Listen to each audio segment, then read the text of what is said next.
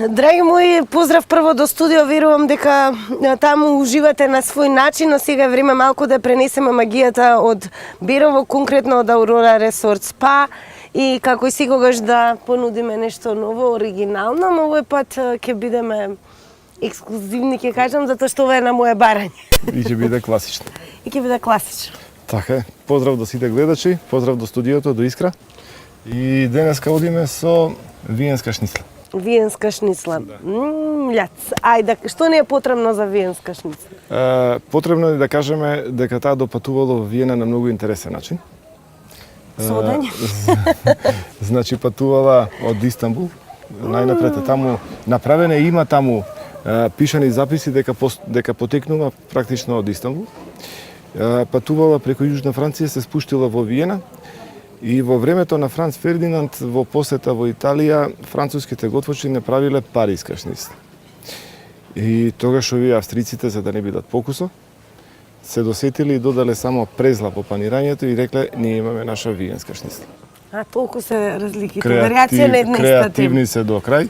Меѓутоа, еве и ден денеска е популарна и ако отидете во Австрија, значи виенската шницла е еднакво популарна исто колку и пред 100 години. И позната е токму како таква, како виенска. Како виенска шницла, благодарение на тоа што нивната виенска кујна е позната во светот баш како виенска. Како се подготвувала во Истанбул? Имало ли разлика? Не, апсолутно не. Значи како патувала, така допатувала и останала, но го сменила името. Го сменила името. Така. Епа браво за австриците тогаш.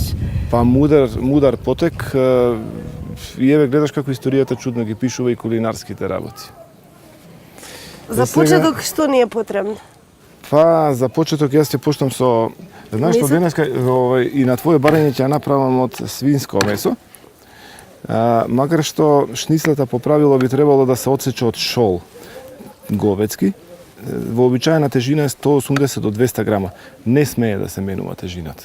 Не би требало да се менува, освен во случаите кога имаме пансионски јадења, во каде што се намалува тежината на јадењето.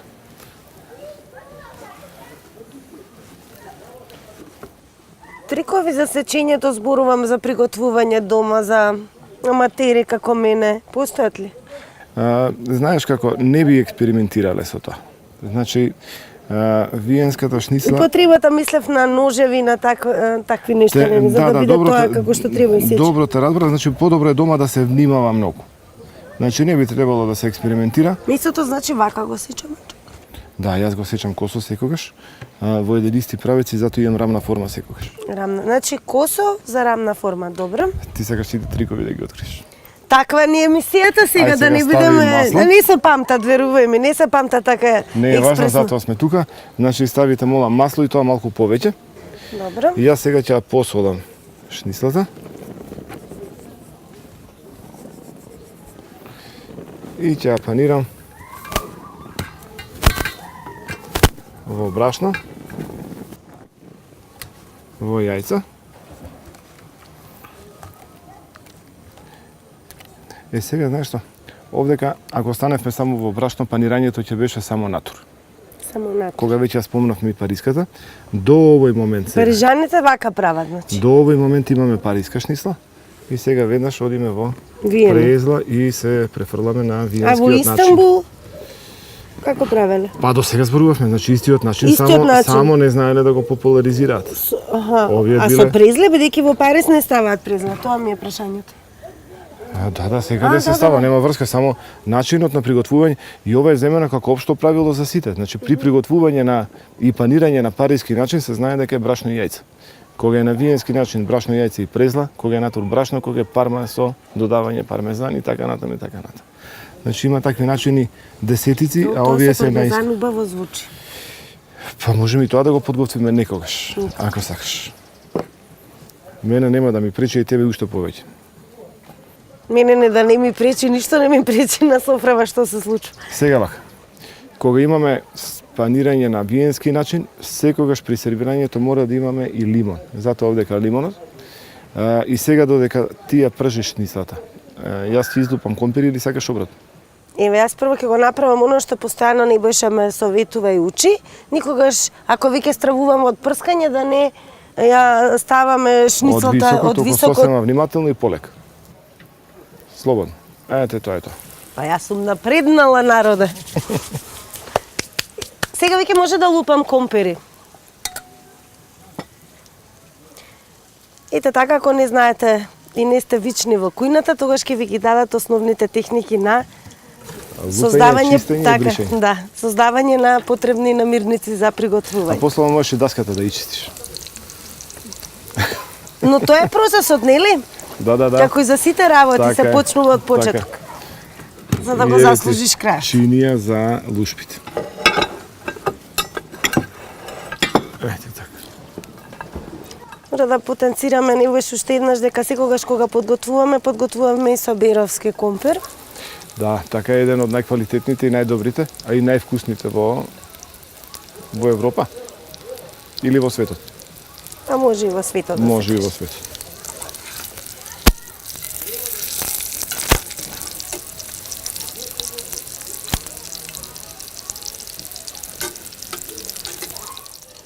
Невојш, да речеме, австриците во нивната кујна е поблиска до француската, генерално. Нема близина.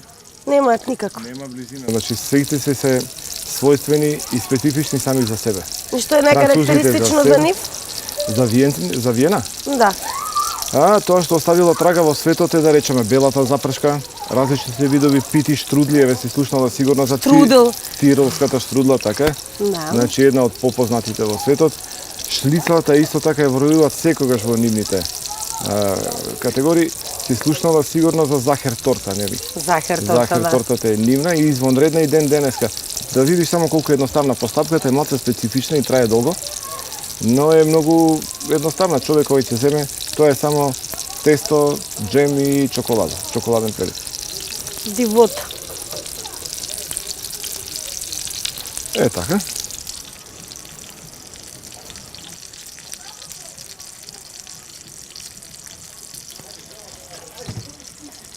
И нормално еве јас додека лупам, оно што сите го знаеме, ма и веќе кажеме не случајно, можеби некој за прв пат се сретнува, не секој се знае. Компирите од кога ќе се излупате, најдобро да се стават во сад со вода за да не пожолтат веднаш. Толку јасно.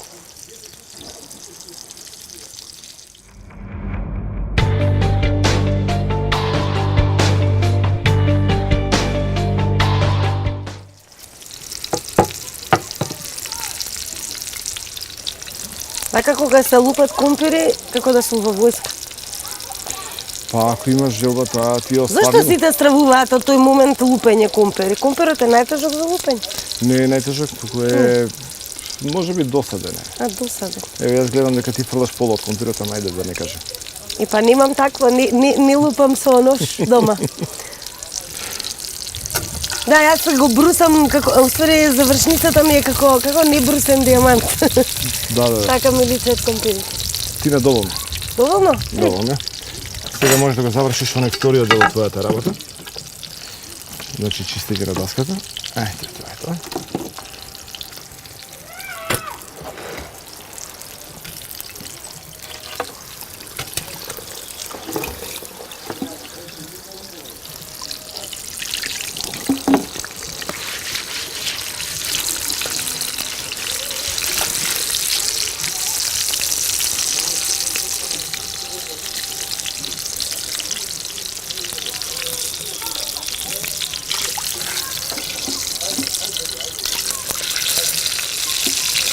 Тина, доцни ме.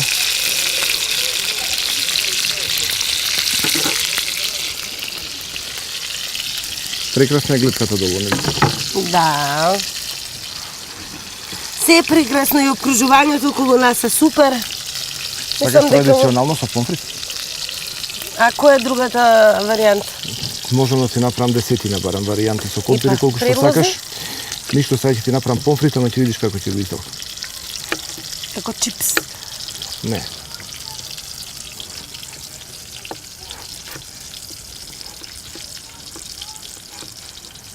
Многу е важно да бидат сите еднакви, знаеш?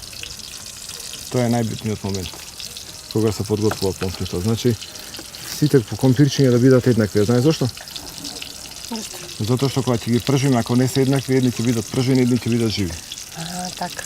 Да.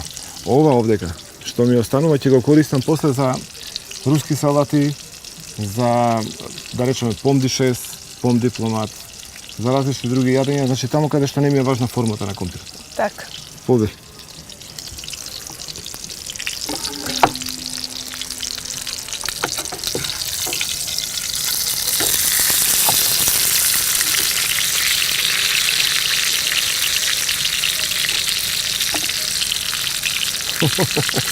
Добро или не е добро? Супер.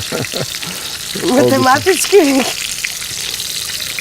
Добар сум по-ноншалантна, не сум вак под надзор. Веќе се го добива изгледот, популарниот изглед, виенската шница. Така е.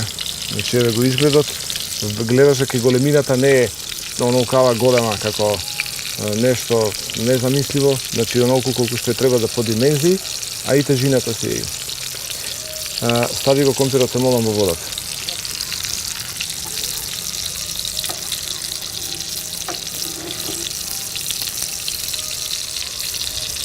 Какви се додатоци? Тартар сос? Оде? Не. Овде татар сос не. Само парче лимон, не. Татар Само сос. парче лимон.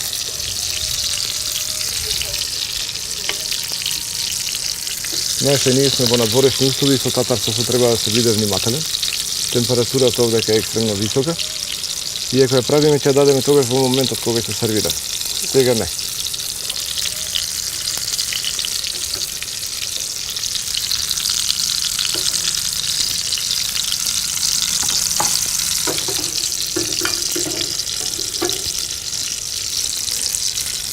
А компирот?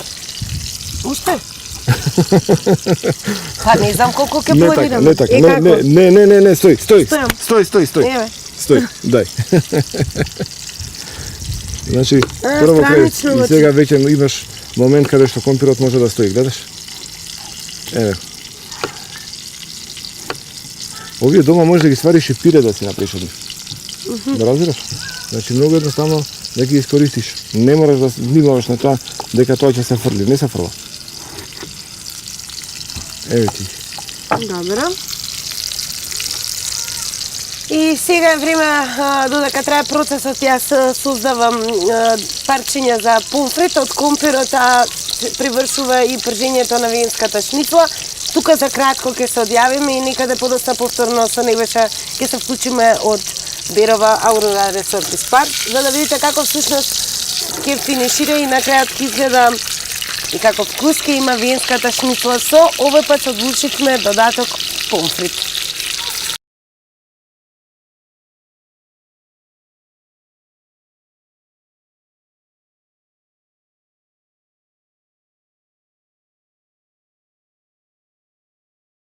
И како што ветивме, така и направивме. Третото вклучување наше од Берово со нетрпение сите го очекуваме, затоа што конечно ќе покажеме како изгледа завршената виенска шницла со гарнир помфрит. Научивме барем јас дека помфритот секогаш парчињата треба да се праволиниски, точно еднакво исечени за да равномерно се испржат. Но на што секој се прашува дали ова вкусно јадење, не дали е вкусно, него туку дали е скапо јадење. Дали е скапо? Да. Па, мислам дека не. Може да го приушти секој, затоа што еве ние денеска изборот на месото ни падна на свинско месо. Иако по правила на теоријата шницлите се сечат од говечко месо исклучително од шолот или од оревот. Значи и треба да имаат округла форма која што има и тежина негде околу 180 до 200 грама. Но не причинили да биде и... Но веруваме дека јас во Австрија имам пробано на неколку места шницли од свинско месо. Значи виенска шницлена од свинско месо. Повеќе е процесот на подготовка отколку типот на месото, претпоставам. Па да, начинот на панирање. Значи начинот на панирање е виенскиот начин на панирање и доволно е, знаеш како во кујна кога ќе се каже дека е нешто на париски начин подготвено, сите знаат дека е тоа панирано во брашни јајца. Кога е на виенски начин знаат како е, кога е празно, парма знаат како, кога е орли начин знаат како, значи затоа е терминологијата во готварството многу важна. Има стотина термини кои што се секојдневно во оптек, знаеш, секојдневно се користат и готвачите многу лесно се разбира. Немате проблем кога ќе разговарате со некој од Франција или од Австрија, термините се многу блиски. Ако ние викаме бланширање, они викаат бланш или нешто слично, што значи е во некоја симетрија и може да се разбере човек, така да нема проблем. Така, што е бланширање? Јас знам што е бланширање на коса, но бланширање во која? Не бланширање, туку бланжирање. А, бланжирање, добро. Бланжирање тоа е процес на обарување, попарување или прв степен на варење или пржење на некоја намирница. Така. Има неколку солуции таму на обарување и попарување, но тоа тогаш кога ќе го работиме ќе го објасниме веднаш пред камери. Одлично. Може да сервираме со оглед на тоа дека мала не е количината, јас нема да ги вадам посебно. Директно во чинија.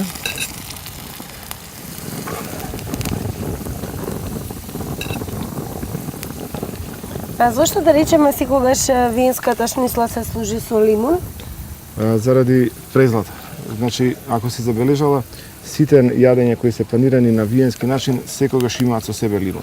И да речеме похованиот кашкавал, и пирошките, и крокетите, значи сите тие јадења одат задолжително со парче лимун.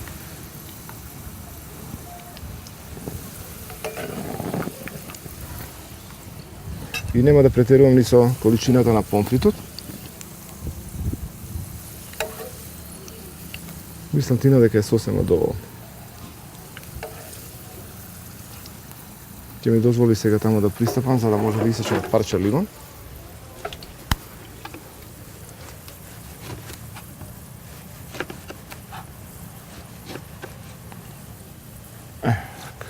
Уште еднаш потврдува дека лимунот понекогаш дава и одличен шмек на месото, секогаш не оди само со риба, како што сме навикнати, нели? И уште нешто, значи секогаш гледаш дека во јадењето одам со едноставна декорација. Мислам дека едноставноста му дава душа на јадењето. Преголемата тежина не му дава декорацијата многу голема. Но еве сега кога сме тука, лимонот е нешто што може да се искористи да се изеде. Значи до сите гледачи. Секоја декорација кога ќе се стави во чинијата мора да биде употреблива, односно за јадење. Не случајно стои тоа. Така е, значи се што се става, и ружите од домат, и различни видови цветови од краставици, од борка, се е тоа јадливо веднаш во моментот. Има многу луѓе кои што се обидуваат да изедат декорацијата. И тука не смееме да направиме грешка, па да направиме ситуација во која што гостинот ќе се почувствува непријатно кога ќе земе некој нешто од декорацијата. Така. Сега, кога се става лимун? Дали веднаш додека е жешка или постои некоја Не правила? представува проблем, значи сега тоа е исто многу битен момент, значи чинијата како што е овдека треба да биде жешка. Бидејќи жешкото јадење оди на жешки чини и не ни представува проблем. Во домашни услови како да ја жештиме? Во рерна да јесте? Па да, зашто да не. Да. Значи ревната на минимална температура, некоја 5-60 степени Целзиусови, чиниите внатре 5-6 минути сосема е доволно. Така. Сега ќе пробуваме? Па секако. Ајде.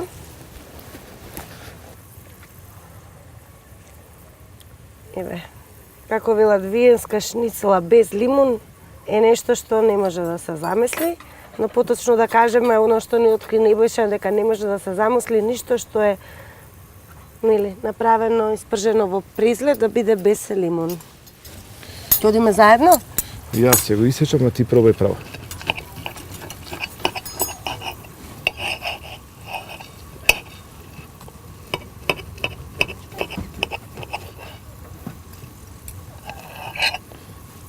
Да го иситам уште така. Зависи од апетитот. Па изолациите нели не треба да бидат преголеми. Повелитина.